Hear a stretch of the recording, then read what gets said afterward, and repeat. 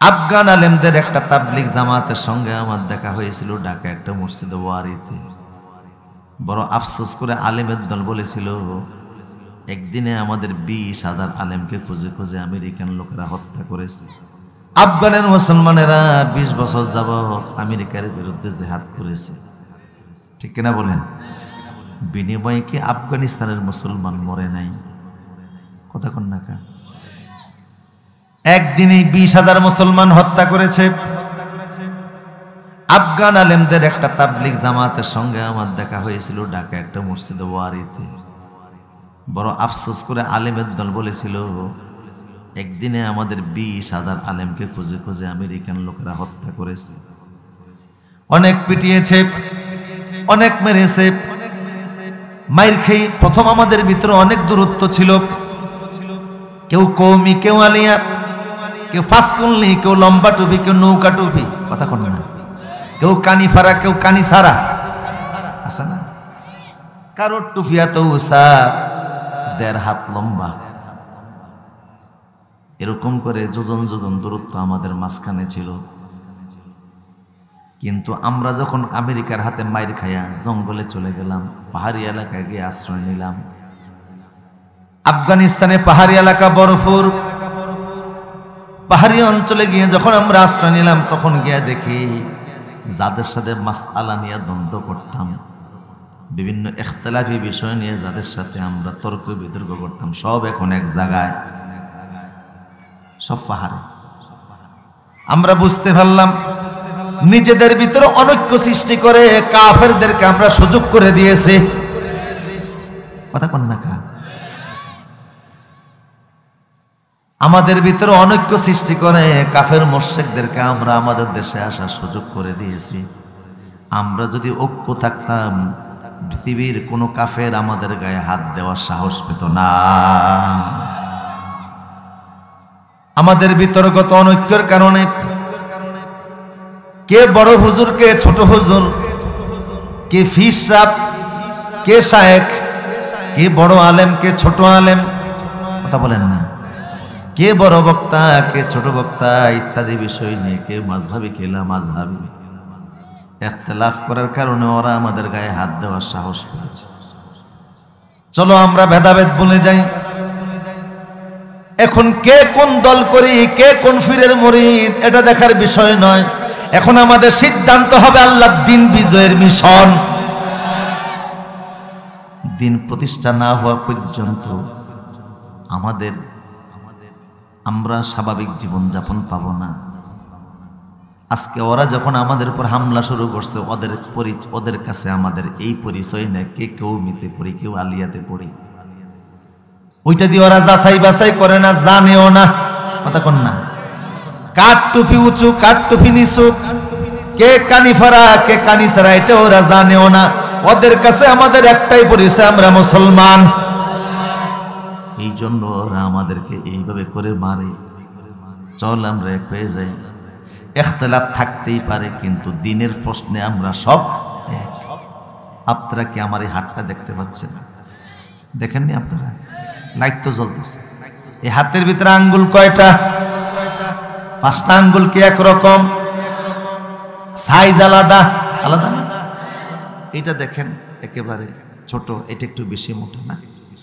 এইটারে বাদ দিলে বাকি সাইটের কোনো দাম থাকেনি। দেখেন, নিজে খাইতেও পারবেন না, আরেকজনকে খাওয়াইতে যাবেন তাও হাত গিয়া, আঙ্গুল গিয়া মুখের মধ্যে না ঢুকে নাকে সেদার মধ্যে ঢুকে যাবে। এটার আপনারা কি আঙ্গুল বলেন? এই তো খাঁটি বাংলা হয়েছে বুইরা আঙ্গুল, মানে বুইরায় না থাকলে কোনো দাম নাই। অথচ সমাজে এখন বুইরারাই সবচেয়ে বেশি অবহেলিত, ঠিক কিনা বলেন? বুড়ার কোনো দাম এখন সমাজে নাই।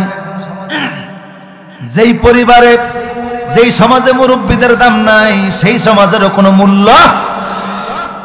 রাসূল বলতেন, তোমরা আমাদের ছোটদেরকে স্নেহ করো, বড়দেরকে সম্মান করো।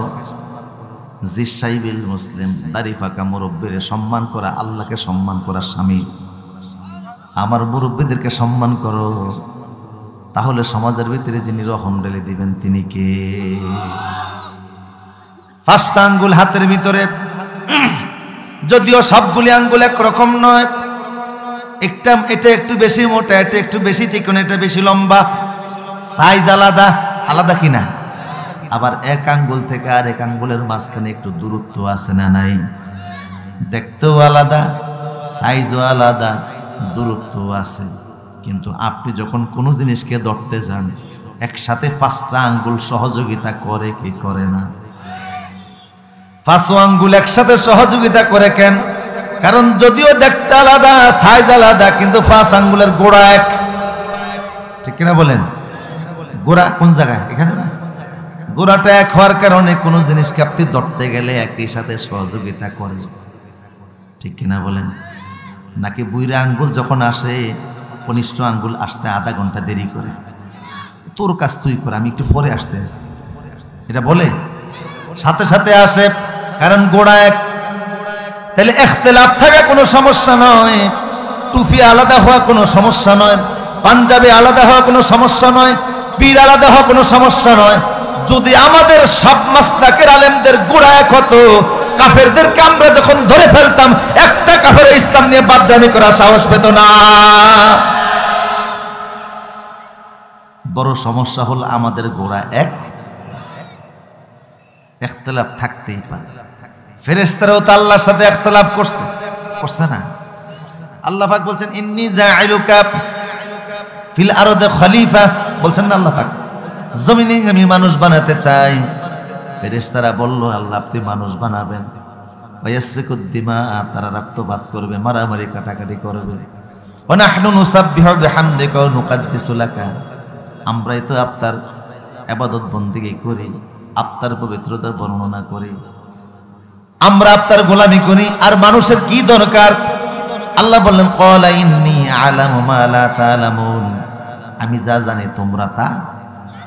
মনোযোগ আসেনি আপনাদের? কে কে ঘুমাচ্ছেন হাত তোলেন? না, এরা ঘুমাইতে আছে, থাকেন ঘুমে, আমি চা খাই, গলাটা ব্যথা। একটু জিকির করেন লা ইলাহা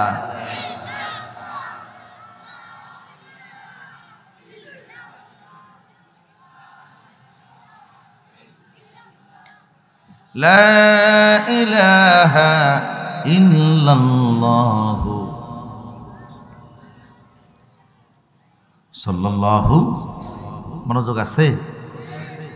তাহলে বোঝা গেল ফেরেশতারা আল্লাহরে বলল আল্লাহ আমরা আপনার ইবাদত করি, বন্দেগী করি, গোলামি করি, জিকির আজগার করি, আপনার হুকুম পালন করে, মানুষের বানানো দরকার কে? আল্লাহ বলেন ক্বালা ইন্নী আ'লামু মা লা, আমি যা জানি তোমরা তা জানো না, আমি যা জানি তোমরা তা জানো না।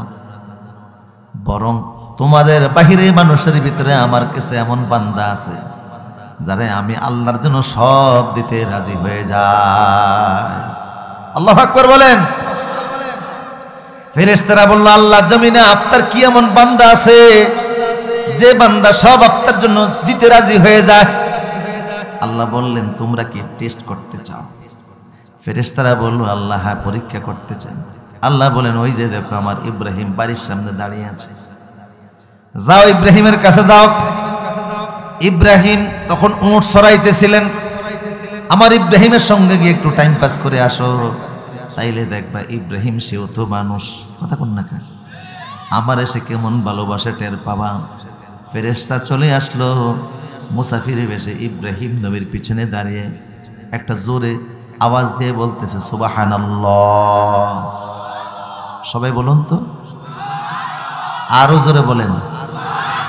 আল্লাহ রাসূল বলছে মান ক্বালা সুবহানাল্লাহ, যে ব্যক্তি একবার সুবহানাল্লাহ বলবে, বরিসাত লাহু নাখলাতুন ফিল জান্নাহ, জান্নাতে আল্লাহ নিজ হাতে তার জন্য একটা গাছ লাগিয়ে দিবেন। সাহাবায়ে কেরাম বলল হে নবী ওই গাছটা কত বড় হবে? রাসূল বলেন ইউসিরুন ওয়াকিমু ফি জিল্লিহা মিয়াতু আমিন লাম ইয়াকতাউহা, অনেক দ্রুতগামী একটা ঘোড়া যদি ওই গাছের ছায়া অতিক্রম করার জন্য 100 বছর পর্যন্ত দৌড়ায়, তারপরেও গাছের ছায়া অতিক্রম করে শেষ করতে পারবে না। সাহাবায়ে কেরাম জানতে চাইল ওই গাছের ফলটা কত বড়? রাসূল বলেন এই পৃথিবীর সবচেয়ে বড় যে পাহাড়টা, আজকের পৃথিবীতে ৬,৫০০ পাহাড় আছে। সবচেয়ে বড় পাহাড়টার নাম হলো মাউন্ট এভারেস্ট। এটার উচ্চতা হলো ২৯,০৩৫ ফিট। রসুল বলে পৃথিবীর সবচেয়ে বড় পাহাড়টা না যত বড়, ওই গাছটার ছোট ফলটা তার থেকে অনেক বড়। ফেরেশতা পিছন থেকে ইব্রাহিম নবীর পিছনে দাঁড়িয়ে বলছে সুবহানাল্লাহ। ইব্রাহিম আলাইহিস সালাম বললেন, কে হে তুমি? আমার মাসুকের নাম নিয়েছে। আমার মুনিবের নাম যে ব্যক্তি নেয় আমি তারে খালি হাতে ফেরত দেই না। दर्द दिल के वास्ते पैदा किया इंसान को, वरना तो के लिए कुछ कम न था करनूबिया। আমার মাবুদের সাথে আমার একটা প্রেমের বন্ধন আছে, আমি আমার মুনিবের অনেক ভালোবাসি। ওয়াল্লাযীনা আমানু আশাদ্দু হুব্বান লিল্লাহ, আমি আমার মুনিবের জীবনের চাইতে অনেক ভালোবাসি। তুমি আমার মাসুকের নাম আমার সামনে নিয়েছো, এটা পৃথিবীর কোনো রাজা বাদশার নাম না, এটা আমার আল্লাহর নাম। সুবহানাল্লাহ, সুবহানাল্লাহ। কার নাম? তোমার আমি খালি হাতে ফেরত দিতে পারি না, এই নয় একটা উট হাদিয়া দিলাম। ইব্রাহিম নবীর সামনে আল্লাহর নাম নেওয়ার কারণে কি হাদিয়া পাইল? এখন ফেরেশতা তো শাকের, ফেরেশতা কৃতজ্ঞশীল। ফেরেশতা উট একটা হাদিয়া পেয়ে সে আবার বলছে আলহামদুলিল্লাহ।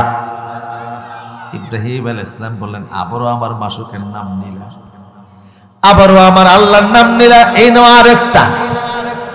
ফেরেশতা মনে মনে বলে, এই লোকের মাসুকের নাম নিলেই উট পাওয়া যায়, কাজেই দেখি না কি পরিমাণ দিতে পারে। ফেরেশতা বারবার বলে সুবহানাল্লাহ, আলহামদুলিল্লাহ। ইব্রাহিম একটা করে উট দেয়। দিতে দিতে সামনে দাঁড়ানো সব উট দেওয়া শেষ, একটা ওয়ান নাই, সব হাদিয়া হয়ে গেছে। এবার ফেরেশতা বলছে, ইব্রাহিম এবার যদি তোমার মাসুকের নাম নেই, এবার আমারে কি দিবা? দেওয়ার মতো তো তোমার সামনে আর কিছুই নেই। ইব্রাহিম চোখের পানি ছেড়ে বলে, মুসাফির, আমার মাসুকের নাম নেওয়ার কারণে একটা একটা করে উট হাদিয়া দিতে দিতে আমি সব শেষ করে ফেলে দিয়েছি। তাই বলে এখন যদি তুমি আমার সামনে আবার মাসুকের নাম নাও, দেওয়ার মতো উট নাই, এটা ঠিক আছে। তাই বলে আমি খালি এতে ফেরত দিব না। এবার যদি আমার মাসুকের নাম নাও, আমি নিজে তোমার এতগুলি উট দেখার জন্য রাখাল হয়ে যাব। ফেরেশতা বলছে, ইব্রাহিম এই তো বুঝে আসলাম, আমরা ইখতিলাফ করছিলাম, আল্লাহ কেন মানুষ বানাবা? এখন দেখি মানুষের আত্মা আমাদের চাইতে আল্লাহর প্রতি ফেদা বেশি। আল্লাহু আকবার। মানুষের ভিতরে এমনও কিছু মানুষ আছে যাদের সম্পত্তির মায়া নাই, ছেলে মেয়ের মায়া নাই, পরিবার পরিজনের কোনো মায়া নাই, জীবনের কোনো মায়া নাই, তারা সবটা আল্লাহর জন্য দেওয়ার জন্য রাজি আছে না নাই? এমন মানুষই দরকার দিন বিজয়ের জন্য। মুনাফিক মার্কা মুসলমান দিয়ে ইসলাম কোনোদিন প্রতিষ্ঠিত হয় নাই, হবেও না, ঠিক কিনা বলো?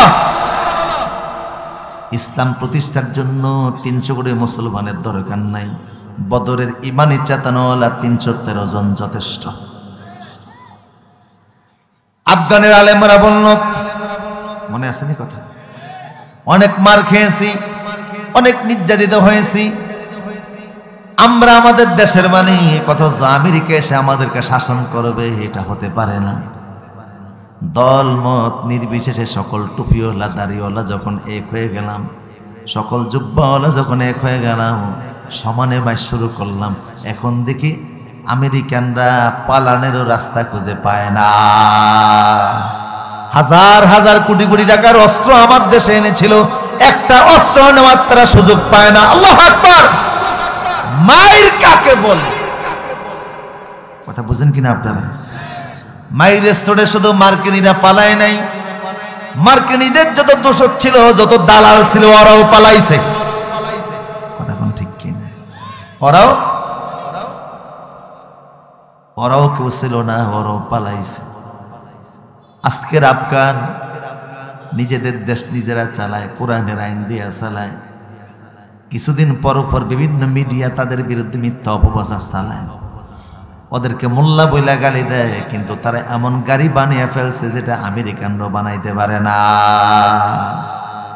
কথা কোন ঠিক কিনা? আমেরিকা আফগানিস্তান যখন বিদেশিরা ছাড়তেছে, দিল্লি এয়ারপোর্টে কিছু হিন্দুদেরকে জিজ্ঞেস করছে সাংবাদিকরা, কয় কি দেখলা?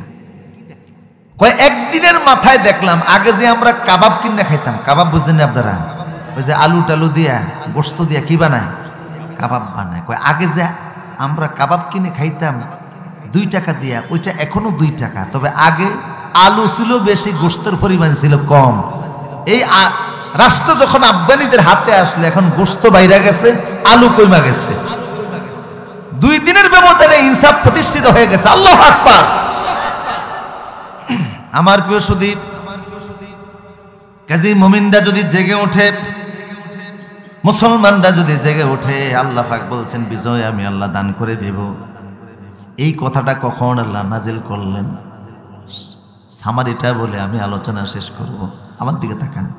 আল্লাহ নবী মক্কায় 13 বছর নির্যাতিত ছিলেন। কত বছর?